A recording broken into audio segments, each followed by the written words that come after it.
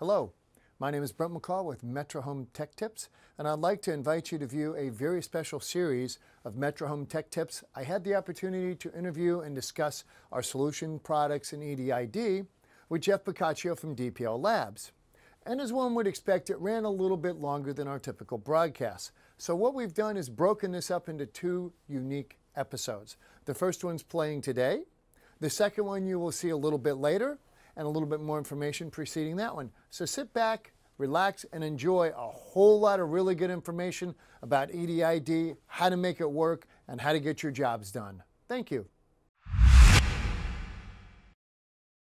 Hello, and welcome to another episode of Metra Home Theater Tech Tips. I'm Brent McCall, and today's special guest is Jeff Boccaccio from DPL Labs. Thank you very much. We're really glad to be here today.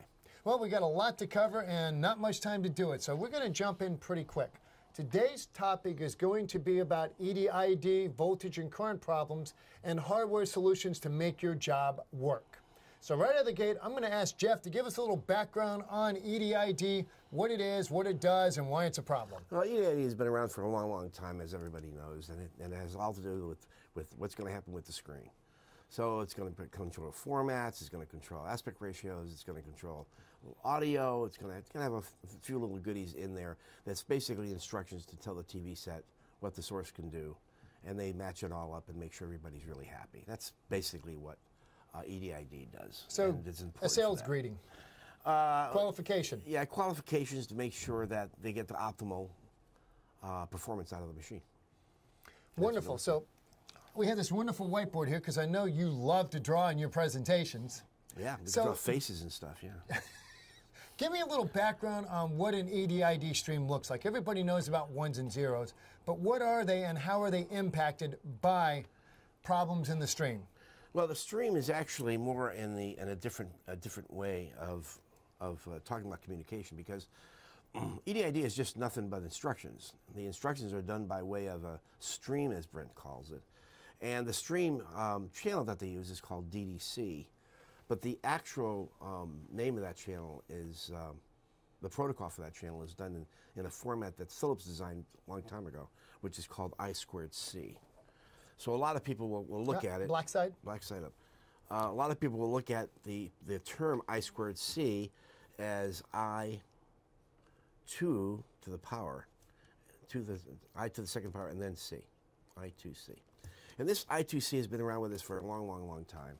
And it's a serial protocol that's used for instructions. It was primarily used to communicate between chipsets at printed circuit board level. We've used it for years with scalers and format converters. Very effective, very positive, always worked. Just a great overall interface tool.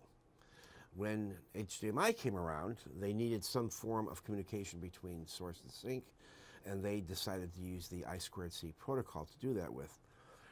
The only little snag about that is the I2C protocol was designed primarily for, like I said, printed circuit board level work, and which is relatively small. You know, you're talking about 2 or 3 inches away. Very little degrading of the signal over that length. And with circuit board technology the way it is, the traces are very simple to do, and it's low frequency stuff, typically about 100 kilohertz. So it's not that big of a deal. However, it gets a big deal as you start getting it longer. And so HDMI gave us a very nice limit to go by, which was in capacitive loading. And the capacitive loading is used primarily to allow the product to work within certain parameters. Let me get this off. I get to use this first one, don't I? Yes, sir. And I get to use it again. I don't like wasting. Close the lid. So when you think about, do I have to dry it, or is it going to dry quick enough? They dry that fast. Okay. So when you think about the actual signal that's going through, the signal is basically a multiple, the two channels. One channel is the clock channel, which synchronizes it all, and the other channel is the data channel, and the data channel sends the instructions that's needed to get done.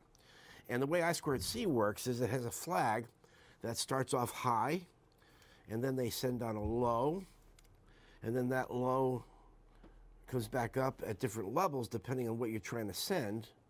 I'm going to make it a little different here. So notice there's these levels are different.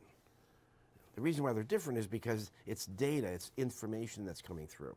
But they have with it, this is data, I'm going to call it D. Down here they got a thing called the clock. And the clock basically is constant. It's exactly the same way all the time.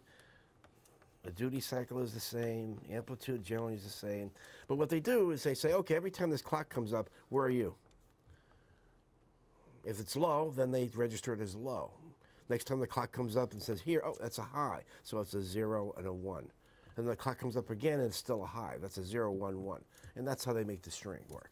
So when you say string, that's the string of information we're using to get responses out of it, whether it be requests or acknowledgments. So we have recs and we have acts, and that's how the communication stream works.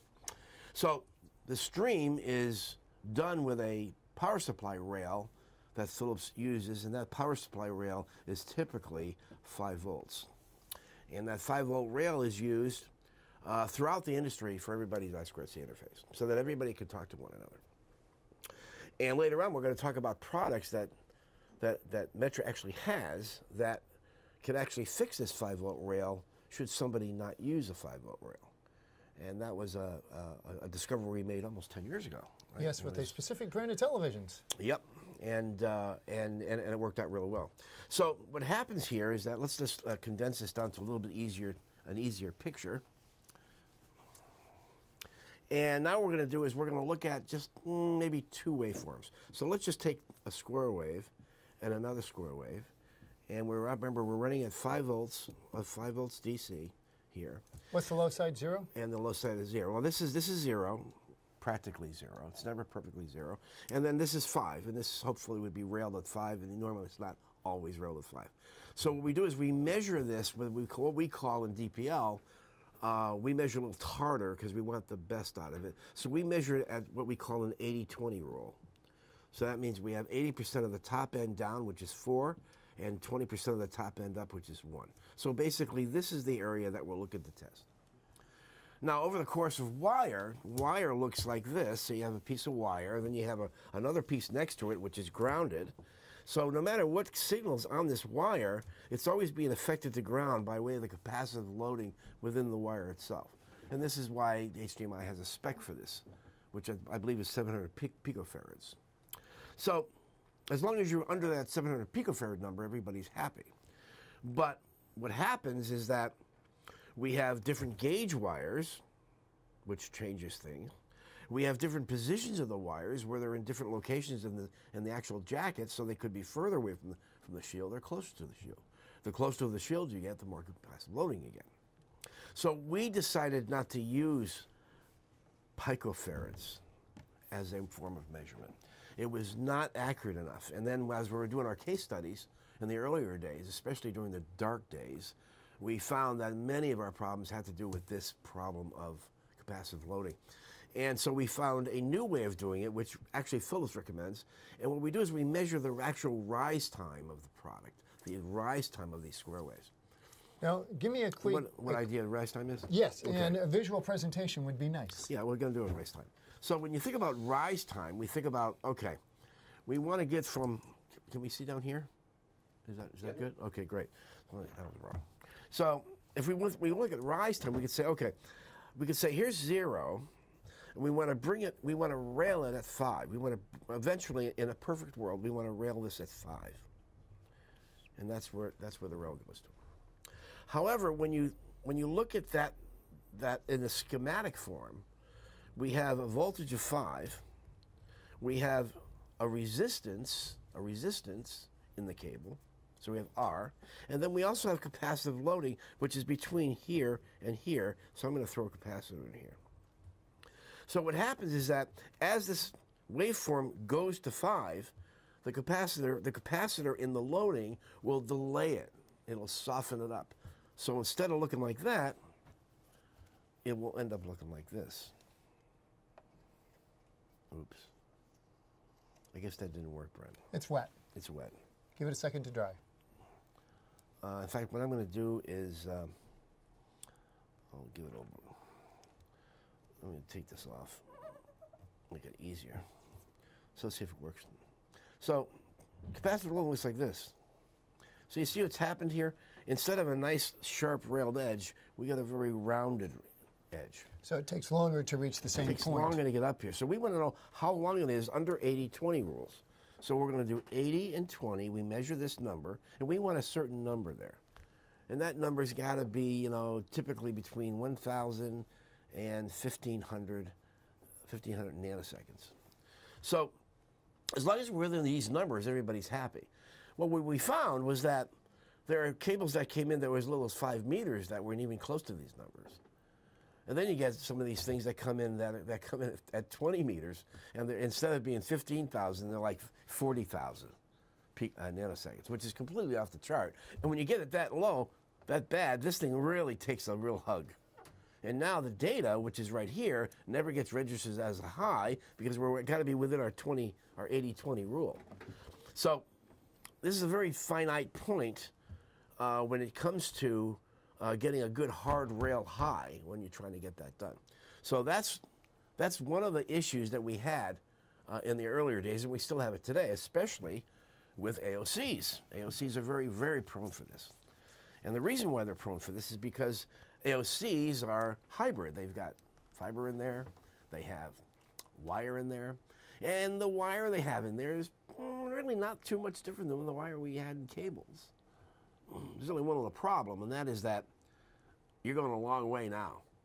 I mean, typically these fibers, right, Brent, are coming in 10, 15, 30, 50 right, meters. So when you go that far out, these I squared C numbers go right off the chart, and they're real bad. They won't. Then they'll never pass in DPL numbers.